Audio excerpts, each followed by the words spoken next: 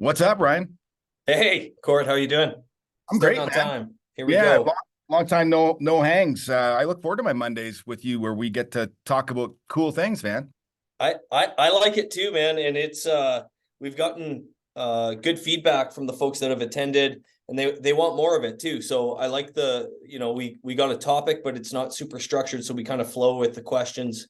Awesome. And as always, I encourage you guys to put your hand up in the chat if you do have questions. But today we're here to talk about how to build a schedule of a top producer. And Court, I was thinking on this before we hopped on, and I think there's at least there's two different kind of avatars that I want to speak to today that I hear are pain points. And that's of the new agent. Number one is the new agent. They Yep. got their license. They don't know how to realtor. They don't know what to do. And I hear a lot of newer agents when they call me or ask me questions, they're like, Ryan, it's great to have my license, but what do I do?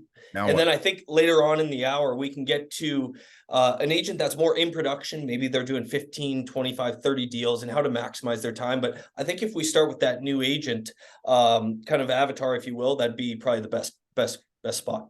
Yeah, fantastic. And I think for anything that is time related, we've got to think about how we use time in general. And so, you know me, Ryan, I like to make simple things complicated, but the reason I do that, and especially in trainings like this, is because I find sometimes we wind up talking about the wrong things, right? Mm. And so in this example, we're talking about how do we use the time in our calendar.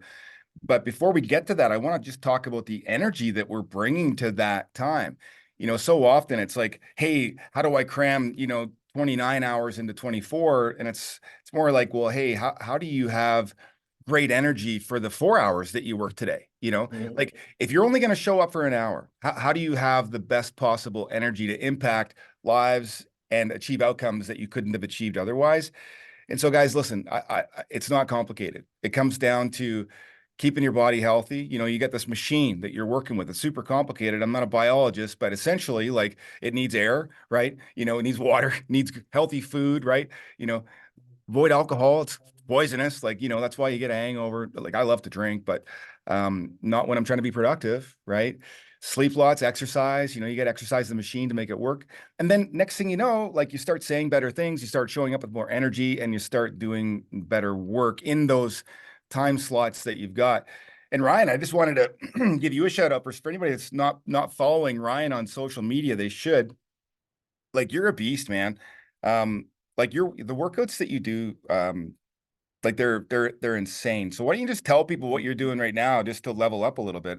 Yeah, I think, and it's a great time of year, and it's a good reminder for everyone too, because in my own business of real estate, business of transactions, I can start to sense the churn and sense the energy getting upticking in the market.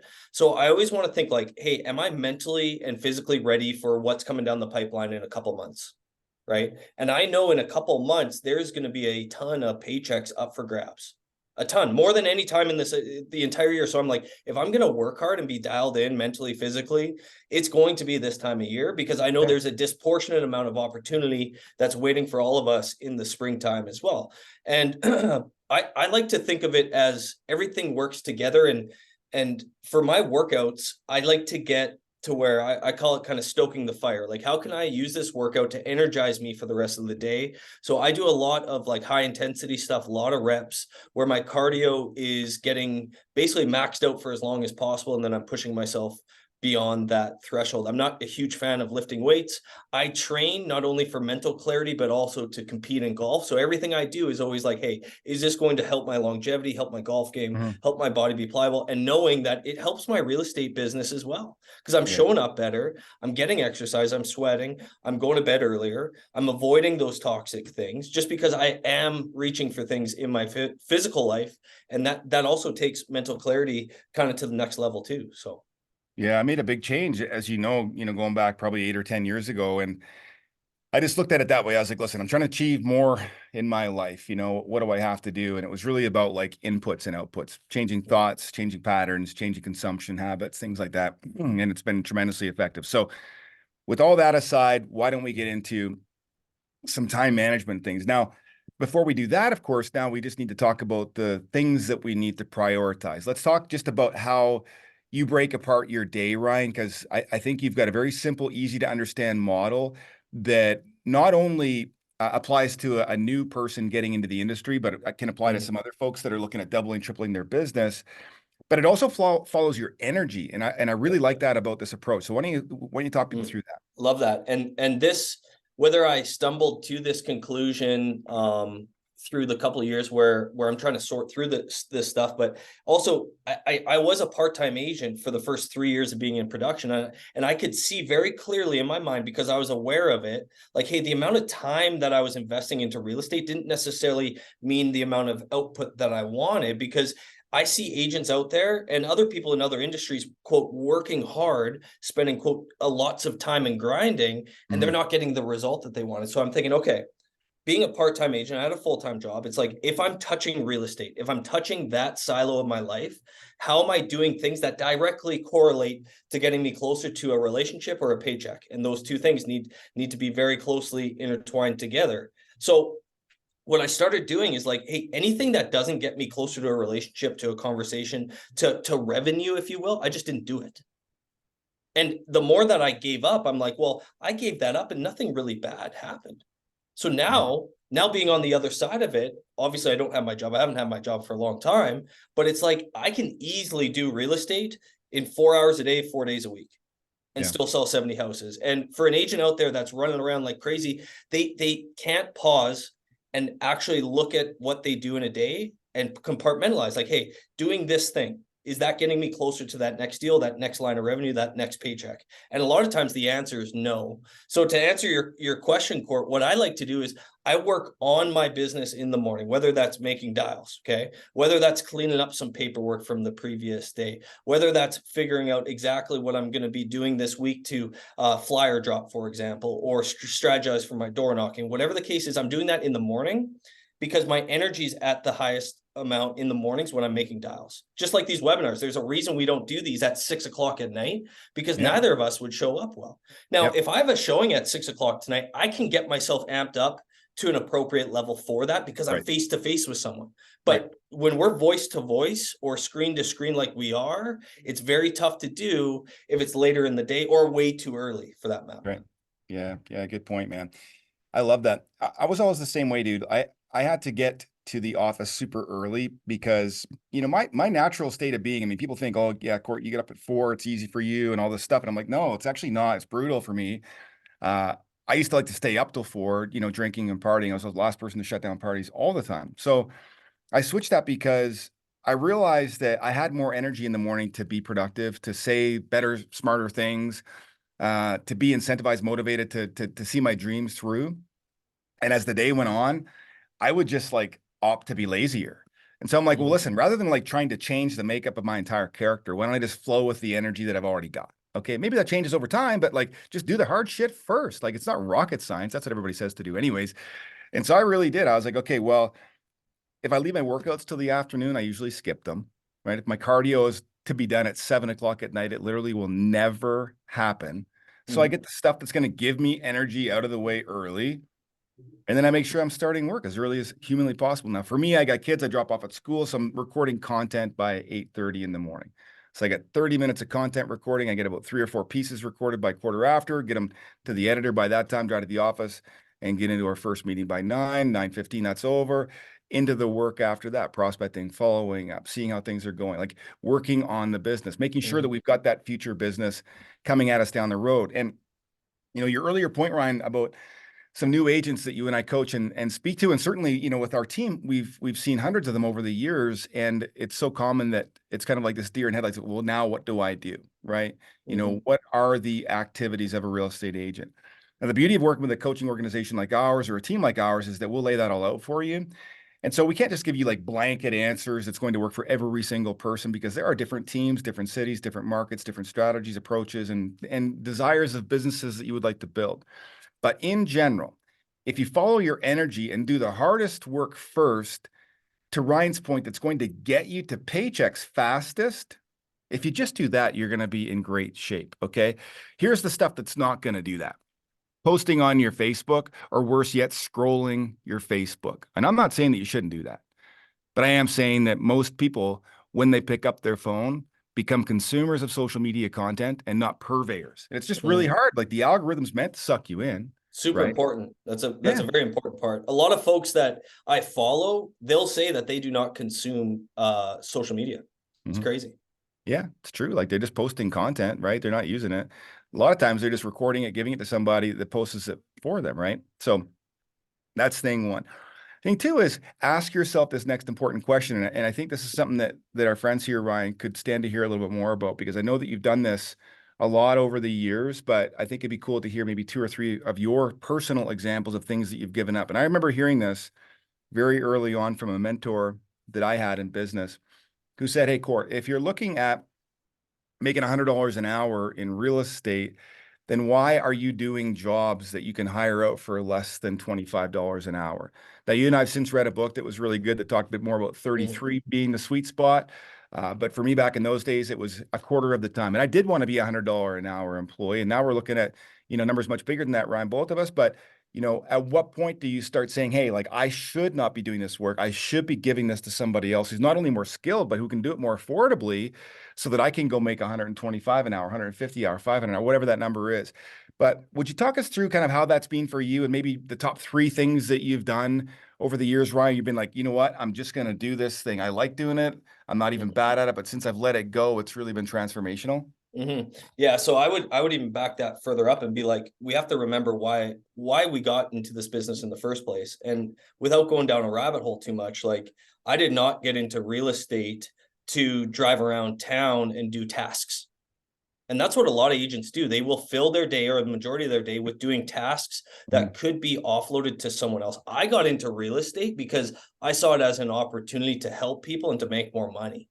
Right. And so I always remember that. And so as I'm going through my career, I'm always thinking about, hey, what are the things that I'm doing that don't actually fall in line with I'm really good at, which is connecting with people, right? Right. To cultivate relationships to get to that next level. Now, 2 years ago when the market was crazy, and it's still been very good in the last few spring times, but we got to thinking like, hey, I felt like my time was getting compressed. I was a little bit overwhelmed. And Courtney, you had suggested, well, why are you still showing houses? And I'm like, what do you mean? Why am I still showing? And so we deployed the showing partner model, and I was really nervous for that. I'm like, how can my buyers still feel serviced? Because I was judging myself based Yeah. off of what everyone else was doing. So like that whole summer, I hardly showed a house and it was amazing. And quite honestly, my buyers were better served with me not being involved in that step because that was irritating me. I was irritated having to show houses for 4 or 5 hours a day. Now, yeah, I'm paying a showing partner model some compensation there, but I just showed up so much better in the other areas of my life. Real estate was not running me. I felt like I was running a business, and I still utilize that to this day.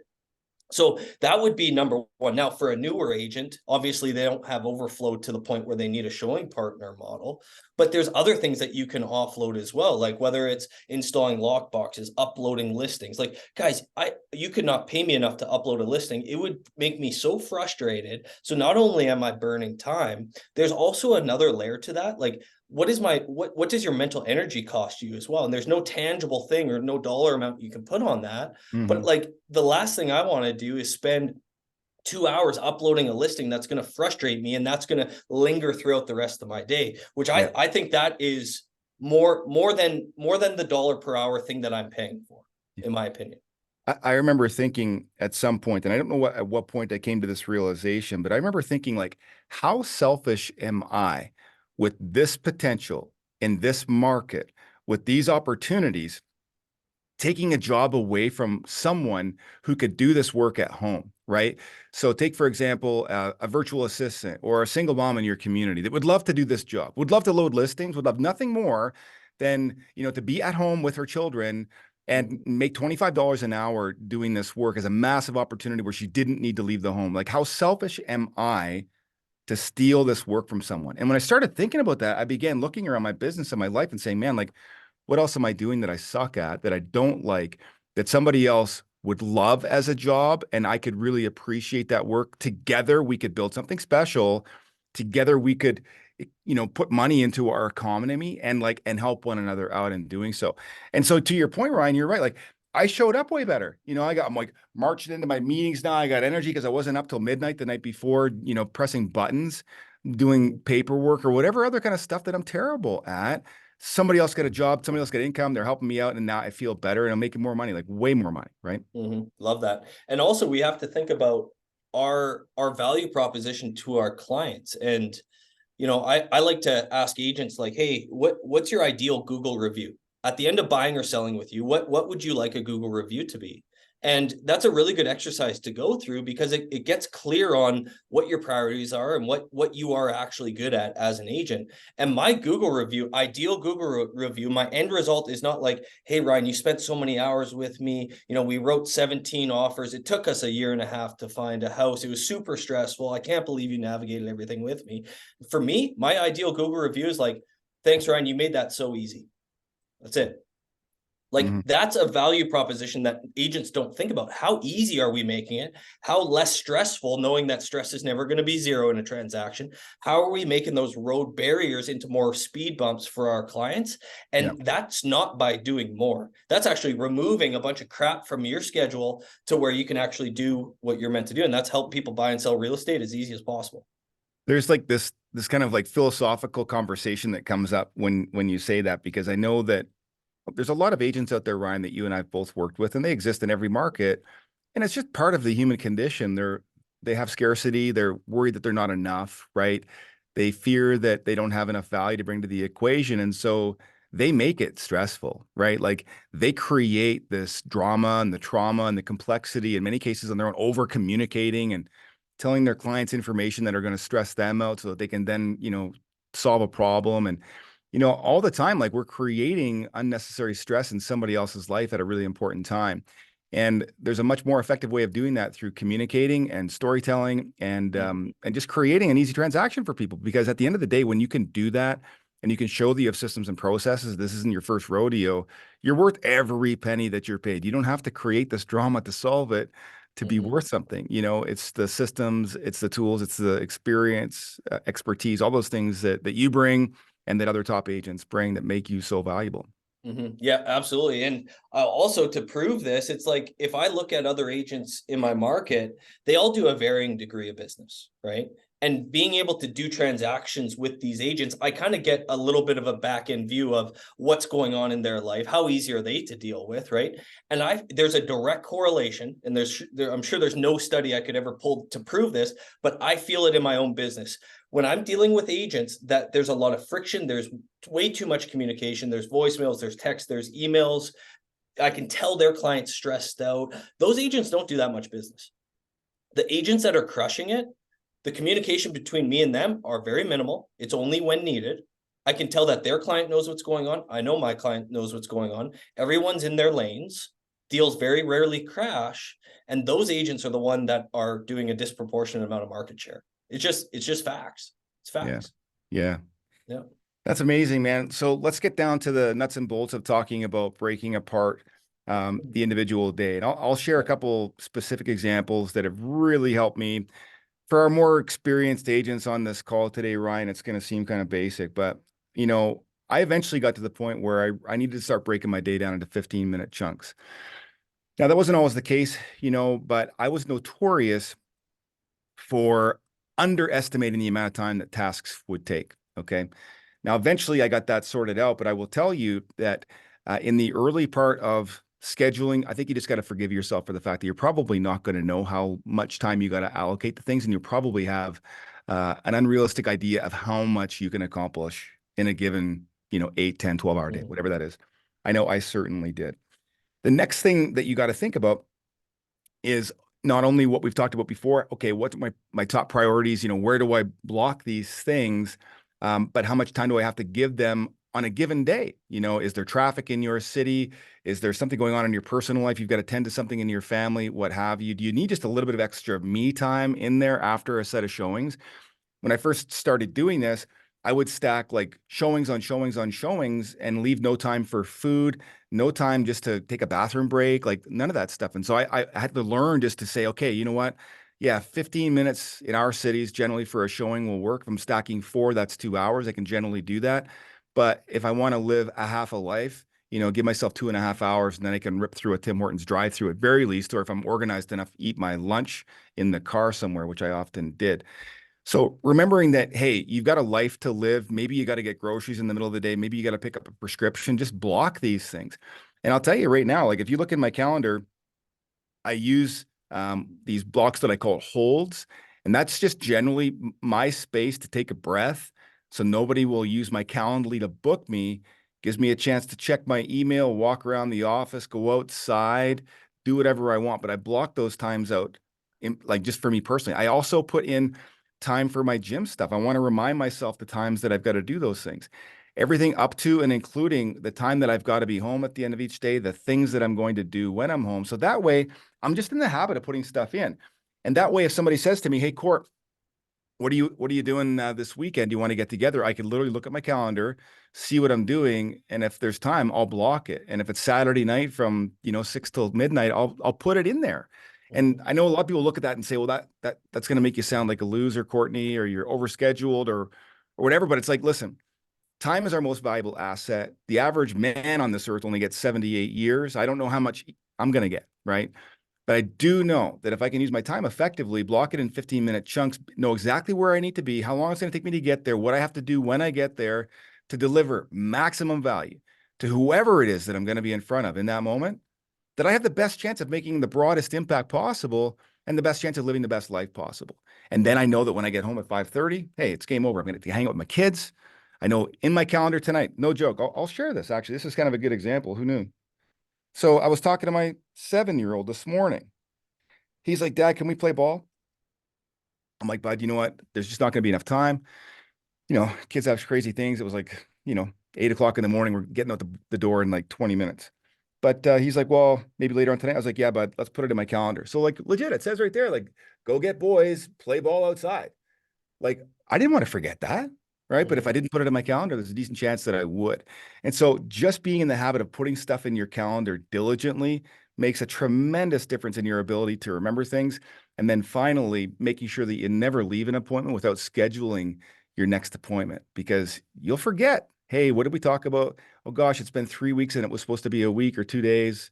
Just get that stuff in Mhm. your calendar. You'll never forget, right? Love that. And some folks may say, well, that's too complicated. I don't want to be that structured in my day. And I would say, well, we live in a real estate business to where we can control our income due to the efforts that we put out. If you want someone else to control your schedule, you can do that. Just go work a corporate job like I used to do. And my schedule was dictated for me. I'd show up, just a body in a chair, and I would know exactly what I'm doing from 9 to 5 with zero flexibility, 30 minutes for lunch, and I got paid a terrible amount. Right. So Yeah. I think we need to act more like business owners, especially Hmm. as a new agent. They may feel a little bit scattered everywhere. I would start with a schedule and be like, hey, how are you working on future business in the morning? Right. Mhm. And then how are you working on current business in the afternoon? What does that look like? What type of business are you going after? Are you literally time blocking, calling appraisers, mortgage brokers, property inspectors to build relationships with those people? Like that's how granular new agents should be, because hey guys, we have the luxury to slack off in real estate, and a lot of times we just default to that. I'm victim of that as well, unless I have baked in time blocks into my calendar that I'm holding myself accountable to doing. Yeah. If people are asking like, well, what should some of those things be? Just very simple, right? Just make dials. Make 1,000 dials. Just focus on getting your first 1,000 dials. You can make $100 a day if you're trying, right? Do that for as long as you possibly can. Set a goal for yourself. Maybe do that for a month, 2 months, 6 months, whatever that is. Some people have done that their entire careers. Do 2 open houses every weekend. Go set a goal to preview 150 homes, a home a day for 5 days, whatever it is. Get to know the market, get to know properties, get to know the areas, the neighborhoods. Do what Ryan said, get out there and meet those people who are influential in the industry, right? I had a property appraiser call me today and say, hey, where do you think I need to be, on these 3 properties? Like you'll get those questions, right? And once you've got these types of things under your belt, you've got these conversations in there, you'll start to realize, hey, this works best for me. I ought to prioritize that first.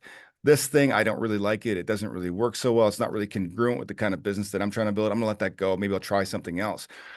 I did that. Ryan, you've done that. We've Mhm. all found a way that we can do this business in a way that keeps our energy high, keeps us motivated and inspired, but makes the money, right?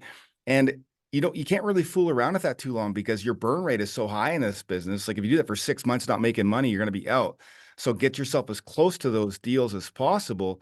And that's going to be voice to voice, face to face Mhm. with people like we've been describing, right?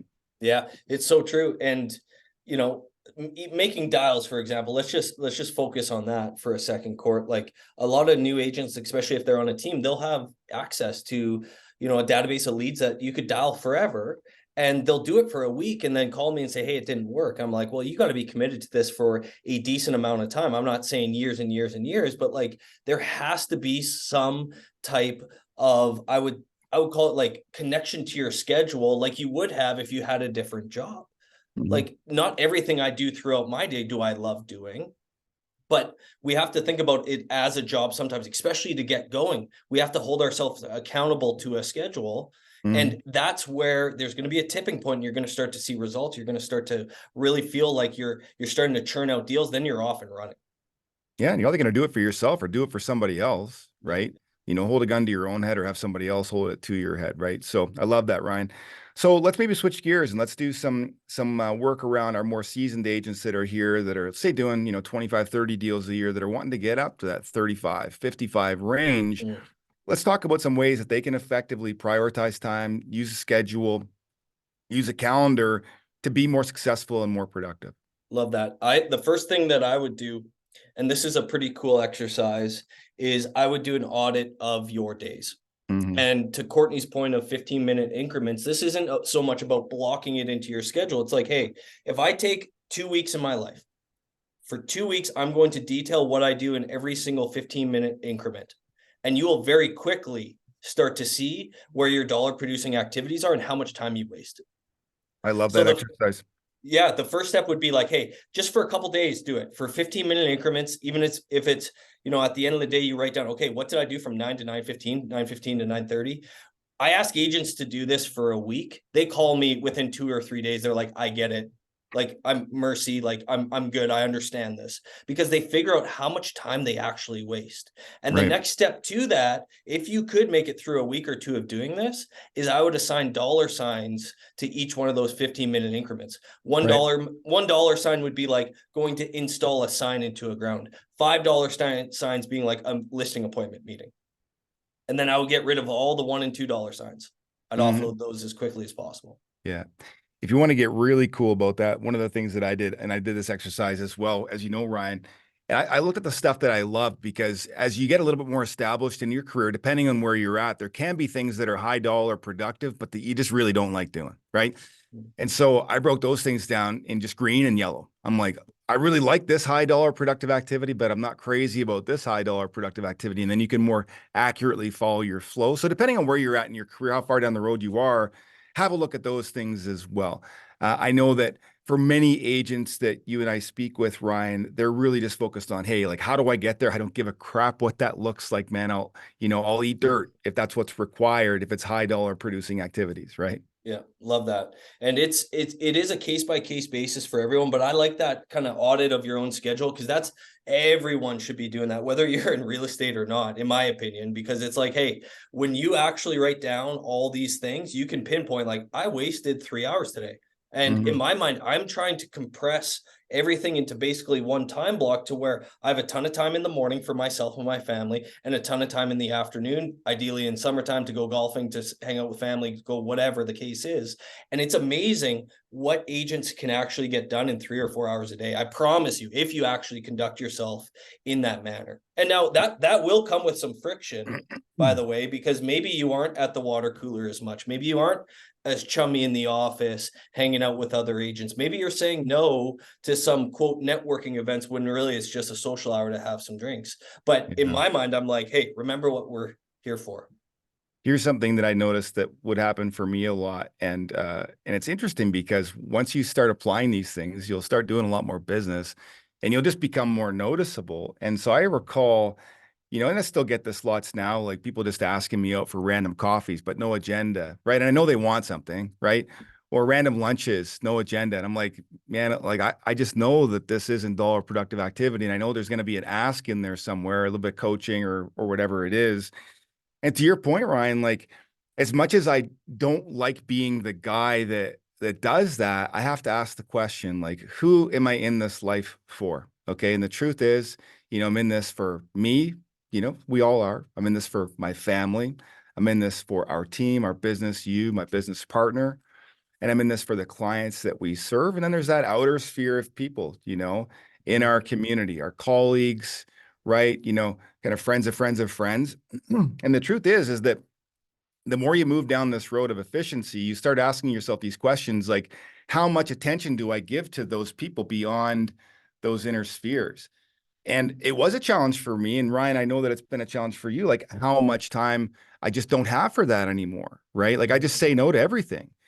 There's a really good book. And of course, I can't remember the name of it. I mean, Good to Great kind of talks about this a little bit, but the challenge with a lot of agents is the number of things that they say yes to and thinking that that is going to be, the solution to economic challenges or the growth of their business. If I just do more, say yes all the time, it's going to be effective. Now, I'm not suggesting for a moment that we don't say yes to clients because we want more clients. So buyers and sellers are asking us to go show far-flung properties. If I'm a new agent, I'm going to do that, and I did. Mhm. And I still recommend that. But as we start to move along down the road and becoming more successful, we have to ask ourselves, like, can I say yes to everything? And what are the yeses competing for? Well, they're competing for my time. What if I said no more? What if I just drew some more lines around the things that I'm not prepared to do anymore? I'm just not going to do a lunch that doesn't have an agenda. And so I started asking. I was like, okay, cool. So what are we going to be talking about? And they tell me, well, we've got this multi-level marketing system that we'd like to run by. And I'd be like, okay, hard no, you know what? Sorry, I'm not going to make time for that. I would just tell people I wasn't going to mess Mhm. around and make them feel bad. I was just going to say, hey, listen, I'm too busy for that. I'm sorry. Or if it was like a coffee meeting and it was just like, I'm going to bounce some ideas off of you. And if it was too vague, I would just say no. I'm like, listen, I got very specific things that I'm trying to accomplish here for very specific people, commitments that I've made, whether it's my clients, my family, my team.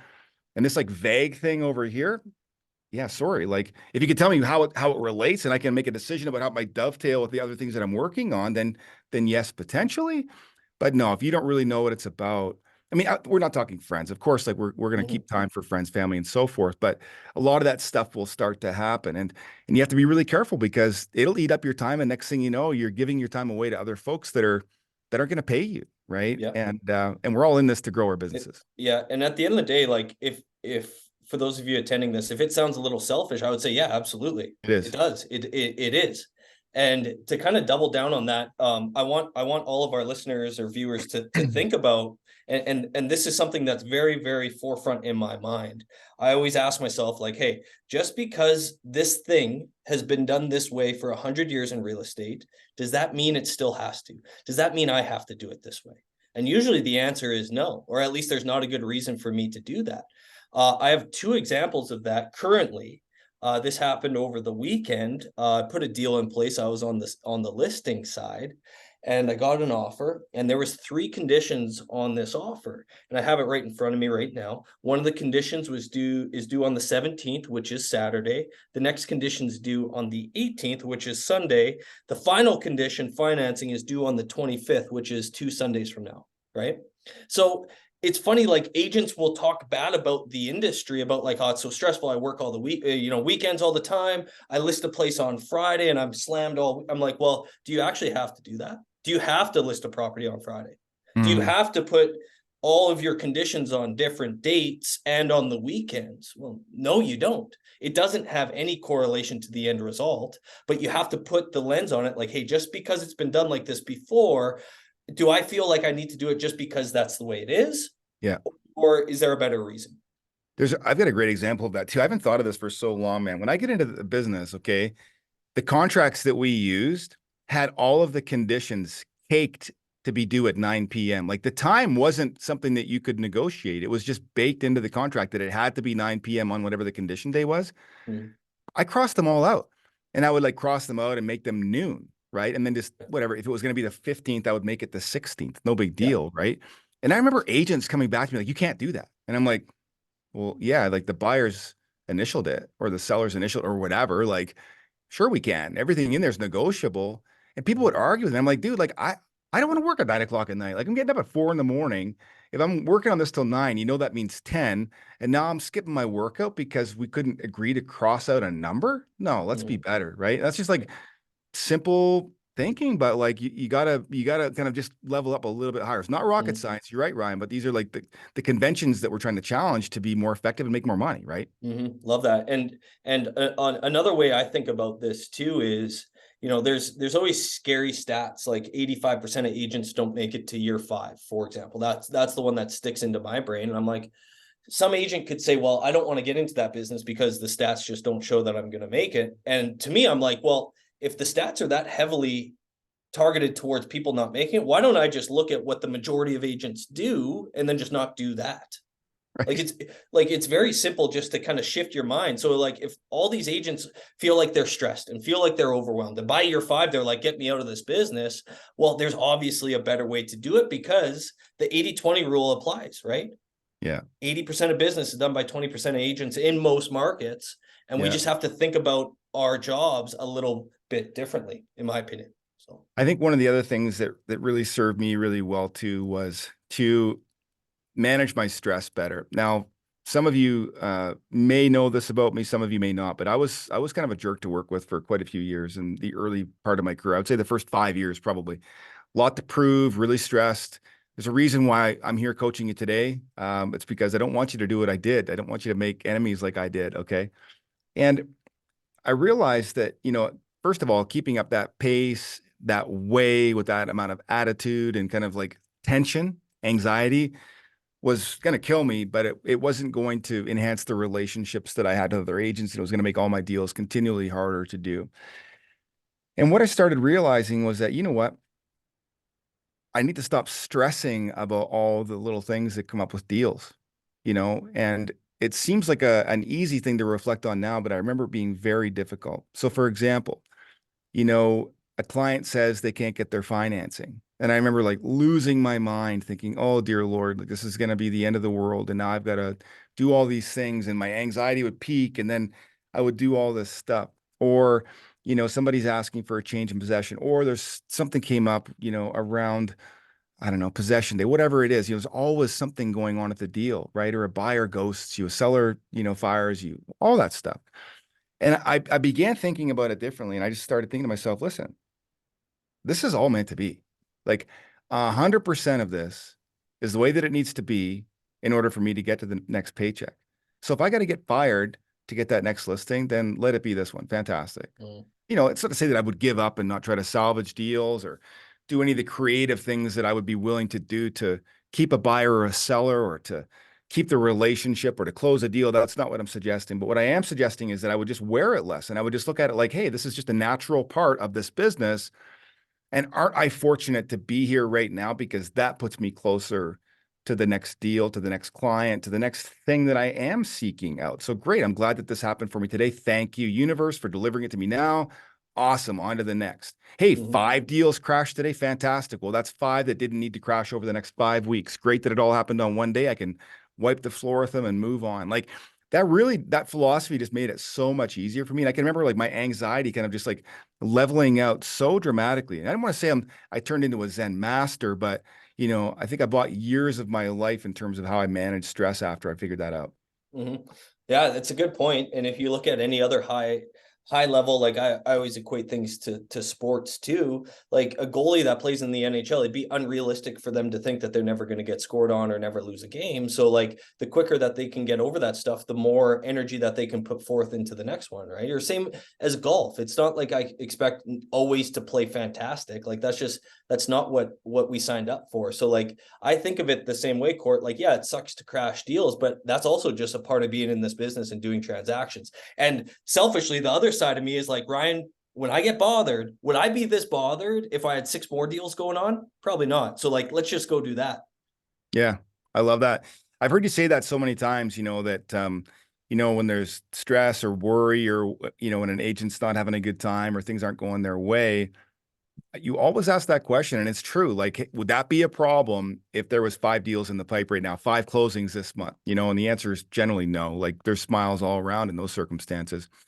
So one of the other things that I want to think about here and just talk through, Ryan, is protecting time. So now we're speaking to the more seasoned agents that are looking at doing some more business. We've talked a little bit about saying no, the importance of protecting that time, being a bit selfish, like we said. Mm.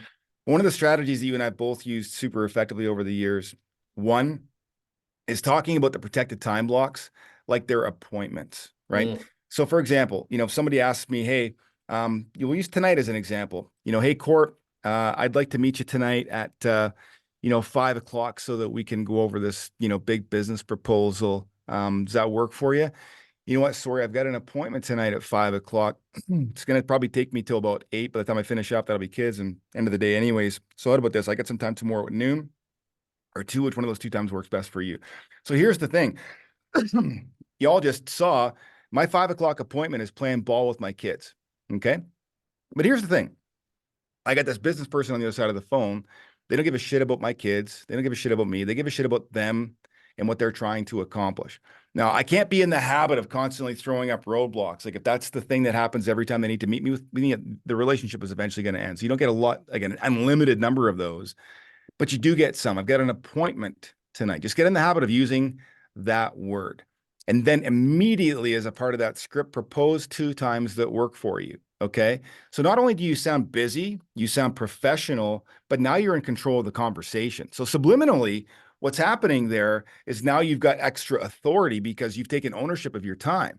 Now you can't do that if you don't know what you're doing with your time, right? So you got to be able to look at your calendar, see what's happening, and be able to find time that fits. If you're the person who's like, oh yeah, that'll be fine. Just send me a text.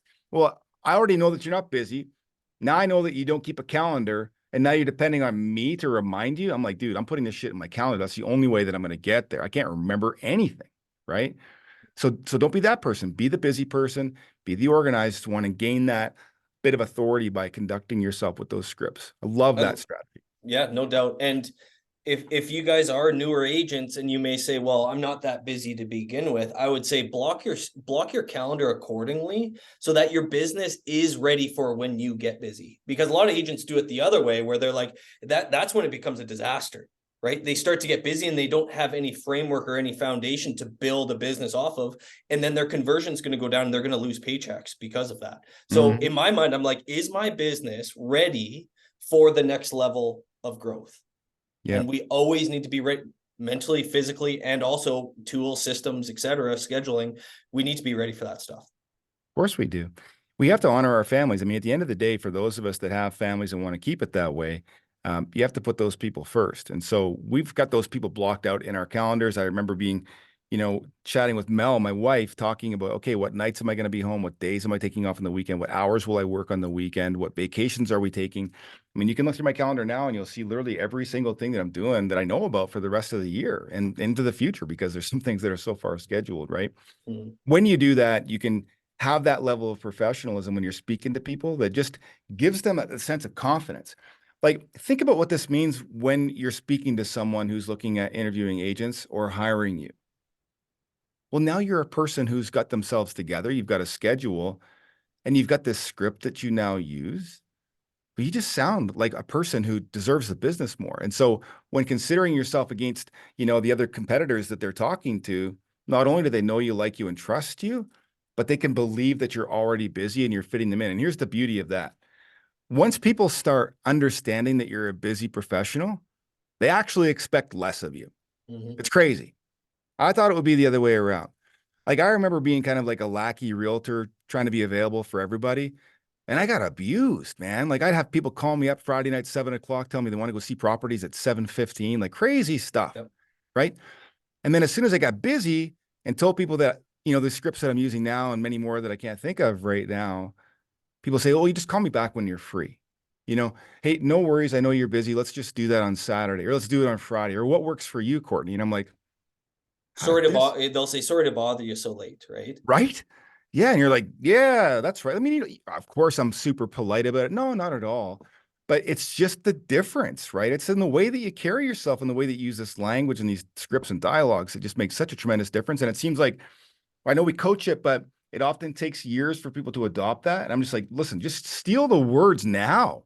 Like you're going to get Mhm. busier faster, right? Just Yeah. do it now. Yeah. Yeah. And there is and I don't know exactly how to articulate this, but there is something about like the human being and like exclusivityness. Like whether Sure. you're purchasing like an exotic car that you can't get for 3 years, it's like it's almost like you want it more then, right? Yep. And it's the same thing as we get busier as agents. It's like we have to resist more. And as we resist more, it's actually like a wave of more clients coming to us. And that, in my opinion, is how you scale, because now you can even honor your schedule more, book things in. People know exactly the expectations that you've already laid out. And in my opinion, it's just a better way to go through life. Crazy. One question I did have for you, Court, and I don't think I've ever asked you this, and this is kind of the higher level. You know, we got the new agents, we got the in production agents, but you at one time, I would say this is 5 or 6 years ago, you were still in production. Mhm. And I wanted to ask you, maybe to wind up today, what was that like in terms of, you know, internally, to give up production, to walk away from a primary source of, you know, making Hmm. money as Courtney, the realtor, and elevating yourself to be out of production? Because very, very few brokers, owners, team leaders are fully out of production. And I think that's something really cool that I watched you go through, but have never really unpacked that with you. Yeah. Oh man, there's a lot there, and I don't want to take too much time. But I'll tell you the hardest part about that was, and I wouldn't have been able to say this at the time, okay? But once you've been doing it for a while and you've sold a few hundred homes or 1,000, I don't know what the number would have been. It's like you have this kind of celebrity status. Of course, I was on the radio so much now, and at that point, and you know, people we're going through all these things that we just shared, like, hey, Courtney, I'm not sure if you'll even list this kind of home. And it would be like a really nice $280,000 bungalow. And I'm like, shit, yeah, like I'm super happy to have that listing. But so it gets to your head, right? And it kind of makes you feel important, right? And then you've got success behind you, transactions, people know who you are. And admittedly, it was really tough for me to let that go. I didn't think it was. Like I masked that as control, right? I masked that like, well, I have to be there because it's this type of client, or this agent's not experienced enough to go do this work. And so I have to be there. But that was really my ego peeking through. And what I realized, and I had a great coach to help me through this and kind of bear witness to that journey. It really had to transition from me to we. And the struggle that most team leaders have when they're going through this is you've got to care more about the success of the people around you than you do about your own personal success, like period. Mm. And I had said that, and I felt that I believed that, but it really wasn't true, you know? I was definitely in it for Courtney Atkinson, and the way that I showed up was indicative of that. Other people could see it and feel it. I just didn't know that it was true. So working through that was a real big challenge. Like just recognizing, hey, listen, like it's not just a matter of giving a lead away, but it's like, how am I going to help these people grow amazing businesses?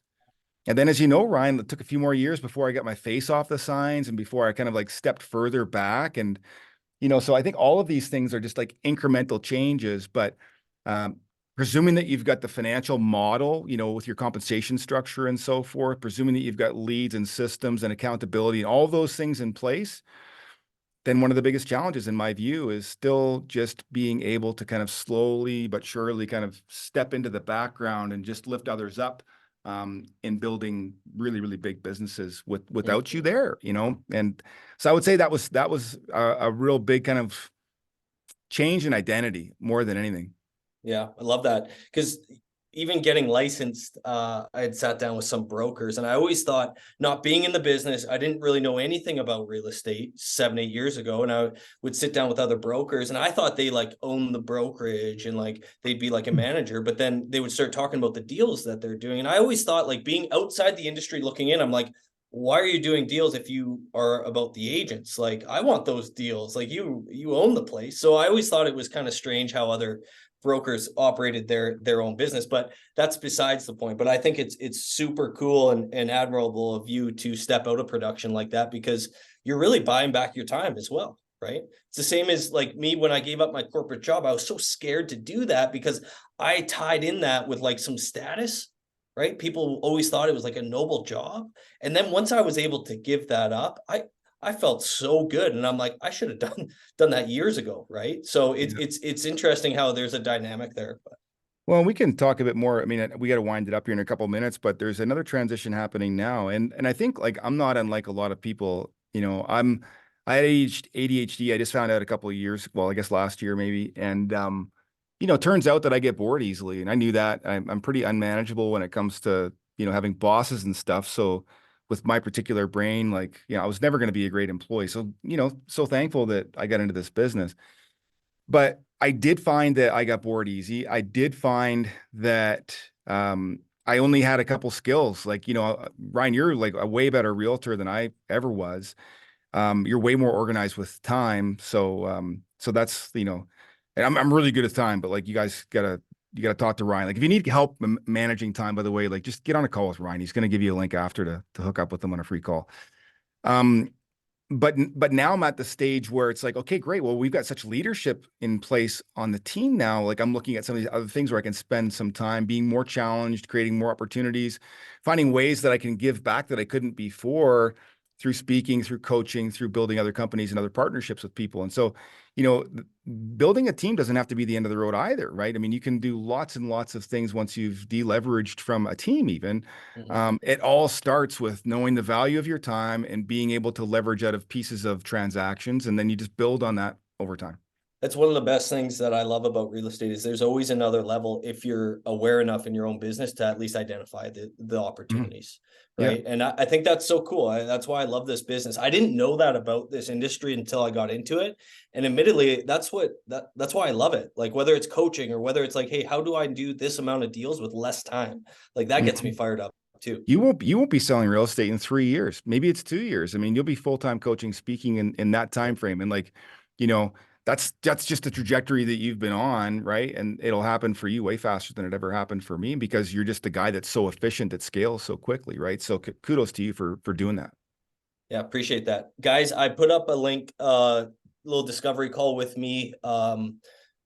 Time management and doing more with less time is my jam. Like that it is the one topic that I love to speak to and help agents do, because whether you're a new agent, you're an in-production agent, high producer, or a team leader, there's always next levels, and it's almost like you just need someone to help identify those things, and as soon as you identify them, you're like, why didn't I see this before? It was right in front of me. So if you guys want, it's free 40-minute call with me, just click that link, book some time with me. Any closing comments on your side, Court? No, listen, man, I love hanging out with you. I love learning from you. And I think it's such a privilege that we all get to be here hanging out with you talking about this topic because listen, man, there's not many people in North America that are going to do 70 deals, playing 50 rounds of golf, taking 2 months off, running a full-time coaching business, doing what you're doing. I mean, at your age, owning as many fourplexes as you do, I mean, you just blow my mind, dude. So thanks for making time for me to be here, for everybody else to be here to learn about this. And guys, if you want to scale up, talk to Ryan. I'm telling you what, the guy's legit. Cool. All right, guys, we'll leave it there. Appreciate you coming on, and we'll catch you guys next week. Yep.